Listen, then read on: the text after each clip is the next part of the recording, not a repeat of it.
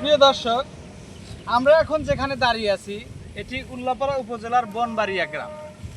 আর মাঠে যে ধানগুলো চাষ করা হয়েছে এটি ধান 29। এই ধানগুলো উচ্চ ফলনশীল। ধানকে ইংরেজিতে প্যাডি বলে এবং ধানের বৈজ্ঞানিক নাম অরিজা সেটিভা। কৃষকরা মাঠ থেকে এই ধানগুলো এখন সংগ্রহ করার কাজে ব্যস্ত। এখন আমরা শুনবো একজন চাষির মুখে এই ধানের বিষয়ে কিছু কথা। এই জমিটা কি আপনার?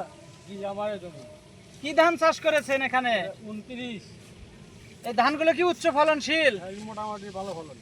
ও, ধানের হাইলে পরে না, ধান তো ফিতা বড় বড় হয়। ও, তাহলে এই ধান চাষ করে আপনারা লাভবান হতে পারেন। মোটামুটি লাভবান আছে। ও, তাহলে মাঠে অনেকেই এই ধানের চাষে উদ্বুদ্ধ। এই ধানে মোটামুটি সবাই চাষ করে। ভাত খেতে কেমন? ভাত খেতে খুব সুন্দর। ঝরঝরা হয়? ঠিক আছে, শুনলেন আপনারা একজন চাষির মুখে ধান 29 সম্পর্কে কথা। ধন্যবাদ সবাইকে, ভালো থাকবেন।